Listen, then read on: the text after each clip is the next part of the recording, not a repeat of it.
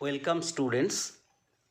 প্রথমে learn physics with a clear concept চ্যানেলের পক্ষ থেকে সকলকে স্বাগত জানিয়ে আজকে আমি আমার ক্লাসটা শুরু করছি।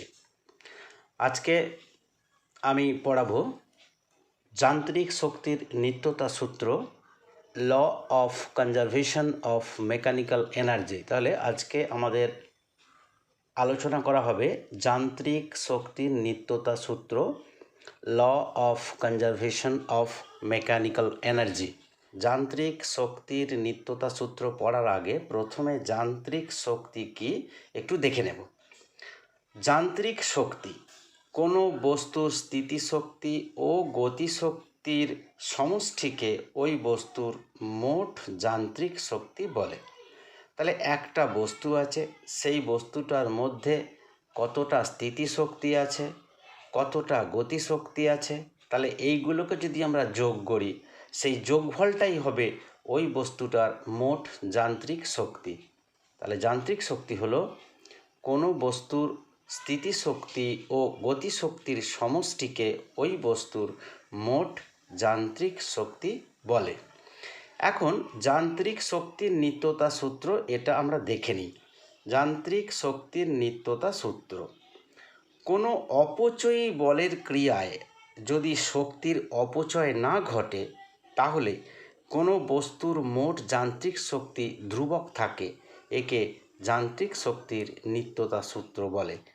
তাহলে আমরা যদি দেখি কোনো অপচয়ী বল এর শক্তির কোনো অপচয় করছে না, অর্থাৎ কোনো অপচয়ী বলের ক্রিয়ায় যদি শক্তির কোনো রকম অপচয় না ঘটে তাহলে কোনো বস্তুর মোট যান্ত্রিক শক্তি সর্বদা ধ্রুবক থাকবে। একটা বস্তুর স্থিতিশক্তি এবং গতিশক্তির যোগফল সর্বদা ধ্রুবক থাকবে, একেই শক্তির নিত্যতা সূত্র বলে, যান্ত্রিক শক্তির নিত্যতা সূত্র বলে। তাহলে যান্ত্রিক শক্তির মধ্যে আছে স্থিতিশক্তি এবং গতিশক্তি। তাহলে এই স্থিতিশক্তি গতিশক্তি আমরা আগে আলোচনা করেছি। স্থিতিশক্তি কী এবং গতিশক্তি কী? স্থিতিশক্তি কোনো বস্তুর অবস্থান বা আকার পরিবর্তনের জন্যে, বা দুটোরই পরিবর্তন হতে পারে, কোনো বস্তুর অবস্থান বা আকার বা উভয়েরই পরিবর্তনের জন্যে বস্তুটির মধ্যে যে শক্তির উদ্ভব হয় তাকে বস্তুটির স্থিতিশক্তি বলে। কোনো বস্তুর অবস্থান বা আকার বা উভয়েরই পরিবর্তনের জন্যে কোনো বস্তুর মধ্যে যে শক্তির উদ্ভব হয় তাকে বস্তুটির স্থিতিশক্তি বলে। স্থিতিশক্তির পরিমাপ আমরা করেছি mgh, এটা অভিকর্ষীয় স্থিতিশক্তি, অর্থাৎ m ভরের একটি বস্তুকে যদি আমি অভিকর্ষজ বলের বিরুদ্ধে h উচ্চতায় উপরে তুলি তাহলে ওই বস্তুটার স্থিতিশক্তি হবে mgh, অর্থাৎ m ভরের একটি বস্তুর h উচ্চতায় স্থিতিশক্তি হবে mgh। গতিশক্তি কোনো গতিশীল বস্তু তার গতির জন্যে যে শক্তি অর্জন করে তাকে বস্তুটির গতিশক্তি বলে। একটা বস্তু স্থির অবস্থায় যখন থাকে তার কার্য করার সামর্থ্য থাকে না, কিন্তু সেই বস্তুটা যখন গতিশীল অবস্থায় থাকে তখন সে তার গতির জন্যে কিছুটা শক্তির অধিকারী হয়। যেমন একটা হাতুড়িকে যদি পেরেকের মাথায় স্পর্শ করে রাখি, এক্ষেত্রে হাতুড়িটা স্থির অবস্থায় আছে, তাই এক্ষেত্রে কোনো কার্য করতে পারছে না, কিন্তু সেই হাতুড়িটিকে যদি দূর থেকে সজোরে এনে ওই পেরেকের মাথার উপর আঘাত করা হয় তাহলে এই হাতুড়িটির গতিশীলতার জন্যই তার মধ্যে কিছুটা শক্তি উদ্ভব হবে, সেই শক্তি পেরেকটিকে মাটিতে পুঁতে দেবে। এখানে গতিশক্তির পরিমাপ দেখিয়েছি হাফ mv², অর্থাৎ যেখানে m হচ্ছে বস্তুটির ভর এবং v হচ্ছে বস্তুটির বেগ, অর্থাৎ m ভরের একটি বস্তু যদি v বেগ নিয়ে চলে তাহলে ওই বস্তুটির গতিশক্তির পরিমাপ হবে mv²। তাহলে যান্ত্রিক শক্তি হলো স্থিতিশক্তি এবং গতিশক্তির সমন্বয়। স্থিতিশক্তির পরিমাপ mgh দিয়ে মাপবো, এটা অভিকর্ষীয় স্থিতিশক্তির পরিমাপ। গতিশক্তির পরিমাপ আমরা হাফ mv² দিয়ে মাপবো, যেখানে m হচ্ছে বস্তুর ভর, v হচ্ছে এই বস্তুটার গতিবেগ। এখন আমরা অভিকর্ষের প্রভাবে পতনশীল কোনো বস্তুর মোট যান্ত্রিক শক্তি ধ্রুবক, এটা আমরা প্রমাণ করব। আমরা দেখলাম যান্ত্রিক শক্তি হচ্ছে স্থিতিশক্তি এবং গতিশক্তির যোগফল, সেটাই হচ্ছে যান্ত্রিক শক্তি। মনে করি একটা বস্তু অভিকর্ষের প্রভাবে অবাধে উপর থেকে নিচের দিকে পড়ছে, অর্থাৎ কোনো রকম সে বাধাপ্রাপ্ত না হয়ে অভিকর্ষের প্রভাবে উপর থেকে নিচের দিকে পড়ছে। আমরা প্রমাণ করব এইরকম একটা অভিকর্ষের প্রভাবে পতনশীল কোনো বস্তুর যে মোট শক্তি, যে কোনো অবস্থানে মোট শক্তির পরিমাণ হবে ধ্রুবক। এটা আমরা প্রমাণ করব। এখানে চিত্রে আমরা দেখিয়েছি একটা এম ভরের বস্তু যেটা এইচ উচ্চতায় রাখা আছে। এম ভরের বস্তুকে এইচ উচ্চতায়, এই যে এটা এইচ উচ্চতায়, টোটাল এইচ উচ্চতায় রাখা আছে। এখানে তিনটি অবস্থানের কথা আলোচনা করা হয়েছে, এ অবস্থান, বি অবস্থান এবং সি অবস্থান। তাহলে আমরা এ অবস্থানে বস্তুটির মোট যান্ত্রিক শক্তি নির্ণয় করব, অর্থাৎ স্থিতিশক্তি প্লাস গতিশক্তির সমষ্টি নির্ণয় করব। বি অবস্থানেও তাই স্থিতিশক্তি প্লাস গতিশক্তির নির্ণয় করব, আর সি অবস্থানেও ওই স্থিতিশক্তি গতিশক্তি সমষ্টি নির্ণয় করব। আমরা দেখতে পাবো এ বিন্দুতে টোটাল শক্তির পরিমাণ যা, বি বিন্দুতে ওই শক্তির পরিমাণ তাই, টোটাল শক্তির পরিমাণ তাই, এবং সি বিন্দুতেও ওই টোটাল শক্তির পরিমাণ তাই। তাহলে অভিকর্ষের প্রভাবে অবাধে পতনশীল কোনো বস্তুর মোট যান্ত্রিক শক্তি ধ্রুবক, এটা আমরা প্রমাণ করব। মনে করি একটা এম ভরের বস্তুকে ভূপৃষ্ঠ থেকে এইচ উচ্চতায় তুলে নিয়ে যাওয়া হলো। একটা এম ভরের বস্তুকে ভূপৃষ্ঠ থেকে এইচ উচ্চতায় তুলে নিয়ে যাওয়া হলো। তাহলে এক্ষেত্রে যা কৃতকার্য, এই বস্তুটাকে ভূপৃষ্ঠ থেকে এইচ উচ্চতায় তুলে নিয়ে যেতে যে কৃতকার্য, সেই কৃতকার্যই এই বস্তুটাতে স্থিতিশক্তি হিসেবে সঞ্চিত থাকবে। আমরা জানি কৃতকার্য ইজ ইকুয়াল টু বল ইন্টু সরণ। এখানে দেখে নিই বলের পরিমাণ কত। আমরা জানি এম ভরের একটা বস্তুকে পৃথিবী তার কেন্দ্রের দিকে এমজি বলে টানে। দেখিয়েছি একটা এম ভরের বস্তুকে নিচের দিকে, অর্থাৎ পৃথিবী তার কেন্দ্রের দিকে এমজি বলে টানে। তাহলে এইটাই হলো এক্ষেত্রে বল। তাহলে এম ভরের বস্তুটাকে যখন উপরে তুলে নিয়ে যাচ্ছি, তখন তার উপরে এমজি বল ক্রিয়া করছে। এই এমজি বলের বিরুদ্ধে আমি তাকে তুলে নিয়ে যাচ্ছি এইচ উচ্চতায়। তাহলে টোটাল কৃতকার্য হবে বল ইন্টু সরণ, অর্থাৎ এমজি ইন্টু এইচ, অর্থাৎ এমজিএইচ। আমার এই কৃতকার্যই এ অবস্থানে বস্তুটির মধ্যে স্থিতিশক্তিরূপে সঞ্চিত থাকবে।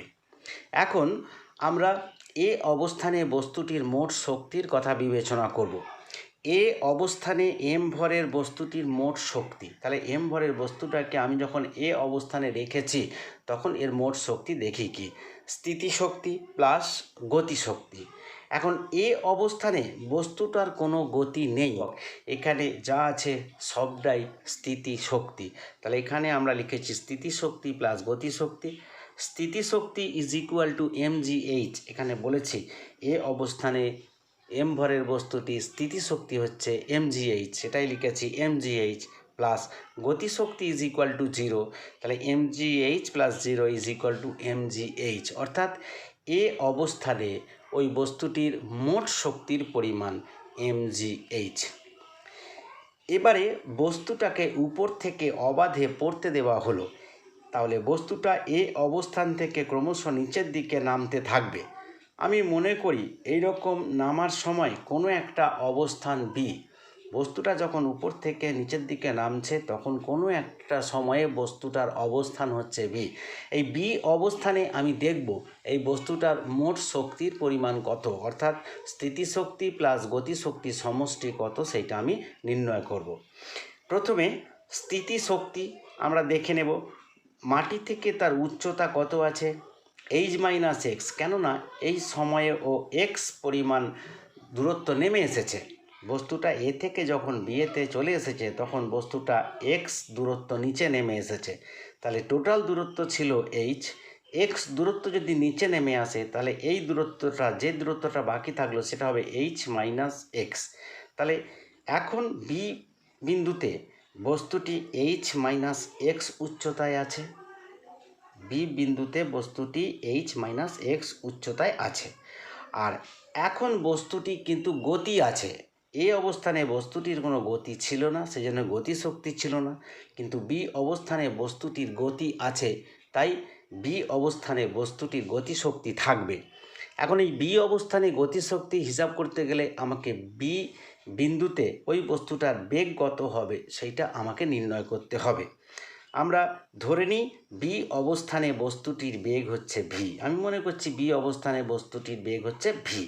তাহলে আমরা ফর্মুলা দিয়ে যেটা জানি V square is equal to U square plus 2gx, সমীকরণটা যদি ব্যবহার করি এখানে আমাকে ভি এর মানটা নির্ণয় করতে হবে। ভি স্কোয়ারের মানটা অ্যাকচুয়ালি নির্ণয় করব। তাহলে V square is equal to U square plus 2gx। এখানে ইউ অর্থাৎ প্রাথমিক গতিবেগ, বস্তুটি স্থির অবস্থা থেকে যাত্রা শুরু করেছে, সেই জন্য প্রাথমিক গতিবেগ ইউ ইজ ইকুয়াল টু 0, সেই জন্যে ইউ স্কোয়ারটা 0 হয়ে গেছে, থেকে গেছে 2gx। 2g হচ্ছে পৃথিবীর অভিকর্ষজ ত্বরণ, আর এক্স হচ্ছে বস্তুটা এ থেকে বি অবস্থানে যখন নেমে এসেছে তখন উপর থেকে এই এ অবস্থান থেকে বি অবস্থানের দূরত্ব হচ্ছে এক্স। তাহলে এক্স দূরত্ব নেমে এসেছে, সেই জন্য 2gx হয়েছে। তাহলে V square is equal to 0, U square 0 plus 2gx, তার মানে ভি স্কোয়ার হয়ে গেল 2gx এর সমান। তাহলে বি বিন্দুতে বস্তুটার বেগের বর্গ হলো ভি স্কোয়ার হলো 2gx। এখন দেখি বি অবস্থানে মোট যান্ত্রিক শক্তির পরিমাণ কত। বি অবস্থানে মোট যান্ত্রিক শক্তির পরিমাণ স্থিতিশক্তি প্লাস গতিশক্তি। তাহলে এখানে স্থিতিশক্তি কি বলবো, স্থিতিশক্তি হচ্ছে mgh। তাহলে mg, এখানে h মানে কত, h মাইনাস এক্স, এই উচ্চতায় আছে, সেই জন্য mgh minus X plus half M V square. M ভরের বস্তু যদি ভি গতিবেগ নিয়ে চলে তার গতিশক্তি হবে হাফ এম ভি স্কোয়ার। তাহলে এক্ষেত্রে হলো এম জি এইচ, এটা গুণ করেছি, M G H minus M G X plus half M V স্কোয়ারের মানটা আমরা বের করেছি এখানে, V square is equal to 2gx। তাহলে এই ভি স্কোয়ারটার জায়গায় 2gx বসিয়ে দেবো। তাহলে এই দুইটা কেটে গেল, তাহলে এটা mgh, এটা হয়ে যাবে কি mgx প্লাস এখানে একটা হয়ে গেল mgx। তাহলে এটা মাইনাস mgx, এটা প্লাস mgx, কেটে গেল, থেকে গেল mgh। তাহলে বি অবস্থানে মোট যান্ত্রিক শক্তির পরিমাণও হলো mgh। ফাইনালি বস্তুটা যখন ভূপৃষ্ঠে নেমে আসবে, অর্থাৎ ভূপৃষ্ঠ স্পর্শ করার পূর্ব মুহূর্তে এর শক্তিটা আমরা নির্ণয় করব, মোট শক্তির পরিমাণ নির্ণয় করব। তাহলে যখন বস্তুটা সি বিন্দুতে নেমে এসেছে পরিষ্কার বোঝা যাচ্ছে এটা ভূপৃষ্ঠ থেকে কোনো উচ্চতায় নেই, অর্থাৎ এক্ষেত্রে উচ্চতা হচ্ছে 0, এইচ হচ্ছে 0, তার মানে সি বিন্দুতে বস্তুটার কোনো স্থিতিশক্তি নেই। সি বিন্দুতে যেটা আছে সেটা আছে পুরোটাই গতিশক্তি। তাহলে এই গতিশক্তিটা নির্ণয় করতে গেলে আমাকে সি বিন্দুতে ওই বস্তুটার বেগ কত আছে নির্ণয় করতে হবে। আমি মনে করি সি অবস্থানে বস্তুটির বেগ ভি ড্যাশড। মনে করি এ বিন্দু থেকে যখন সি বিন্দুতে বস্তুটা নেমে এসেছে তখন এই সি বিন্দুতে বস্তুটির বেগ হচ্ছে ভি ড্যাশড, অর্থাৎ ভূপৃষ্ঠকে স্পর্শ করার ঠিক পূর্ব মুহূর্তে বস্তুটির বেগ ধরে নিলাম ভি ড্যাশড। এখানেও ওই একই ফর্মুলা প্রয়োগ করেছি, ভি ড্যাশডের square is equal to U square plus 2gh। এখানে আমি এইচ পরিমাণ নেমে এসেছি, এ থেকে সিতে যখন নেমে এসেছি তখন এইচ পরিমাণ নেমে এসেছি, সেই জন্য 2gh। You is equal two 0, প্রাথমিক অবস্থানে এখানে গতিবেগ ছিল 0, সেজন্য ইউ সমান 0 করে দিয়েছি, 2gh করেছি। তাহলে V dashed square is equal two 2gh, এইটা আমরা পেলাম। এবারে সি অবস্থানে মোট যান্ত্রিক শক্তি দেখে নিই। সি অবস্থানে মোট যান্ত্রিক শক্তি ইজ ইকুয়াল টু স্থিতিশক্তি প্লাস গতিশক্তি। তাহলে এই সি অবস্থানে স্থিতিশক্তিও আছে প্লাস গতিশক্তিও আছে। তাহলে সি অবস্থানে স্থিতিশক্তি কত, 0, এখানে কোনো স্থিতিশক্তি নেই, টোটালটাই গতিশক্তি। তাহলে গতিশক্তি ইজ ইকাল টু কত হবে, half M V dashed square. কেননা এখানে বস্তুটার ভর এম অপরিবর্তিত, কিন্তু বেগটা পরিবর্তিত হয়ে ভি ড্যাশড হয়ে গেছে, V dashed square is equal to half M V ড্যাশডের জায়গায় আমরা যে ভি ড্যাশড স্কোয়ারের জায়গায় আমরা 2gh যে পেয়েছিলাম সেই 2ghটা বসালাম, V dashed square is equal two 2gh। তাহলে হাফ এম ইন্টু 2gh, তাহলে 2 কেটে গেল, ইজ ইকুয়াল টু mgh। তাহলে সি অবস্থানে বস্তুটির মোট যান্ত্রিক শক্তি হলো mgh। তাহলে এ অবস্থানে বস্তুটির মোট শক্তি ছিল, অর্থাৎ স্থিতিশক্তি প্লাস গতিশক্তির যোগফল ছিল mgh। বস্তুটি যখন অভিকর্ষের প্রভাবে অবাধে বি বিন্দুতে নেমে এলো তখন বি অবস্থানে মোট যান্ত্রিক শক্তি স্থিতিশক্তি প্লাস গতিশক্তি, এটাও হিসাব করে দেখলাম mgh। এবং বস্তুটি যখন সি অবস্থানে নেমে এলো, এই সি অবস্থানেও মোট যান্ত্রিক শক্তি অর্থাৎ স্থিতিশক্তি প্লাস গতিশক্তির যোগফল হিসাব করলাম, এটাও দেখছি mgh। তাহলে এ থেকে আমরা সিদ্ধান্ত করতে পারি অভিকর্ষের প্রভাবে অবাধে পতনশীল কোনো বস্তুর মোট যান্ত্রিক শক্তি ধ্রুবক, অর্থাৎ এ থেকে সি পর্যন্ত যে কোনো অবস্থানই এটাকে হিসাব করা হোক না কেন, এ থেকে সি এর মধ্যবর্তী যে কোনো বিন্দুতে, এ বিন্দুতে সি বিন্দুতে, প্রত্যেকটা বিন্দুতেই এই মোট শক্তি, মোট যান্ত্রিক শক্তি অর্থাৎ স্থিতিশক্তি প্লাস গতিশক্তির যোগফল ধ্রুবক হবে। অর্থাৎ অভিকর্ষের প্রভাবে অবাধে পতনশীল কোনো বস্তুর মোট যান্ত্রিক শক্তির পরিমাণ হচ্ছে ধ্রুবক। আজকে এই পর্যন্তই। আমার ক্লাসটা শোনার জন্য আমি সকলকে ধন্যবাদ জানাবো। আর যদি ক্লাসটা ভালো লাগে তাহলে অবশ্যই একটা লাইক দেবে, বন্ধুদের সাথে শেয়ার করবে। অবশেষে সকলকে আবার ধন্যবাদ জানিয়ে আমি আজকে আমার ক্লাসটা শেষ করছি।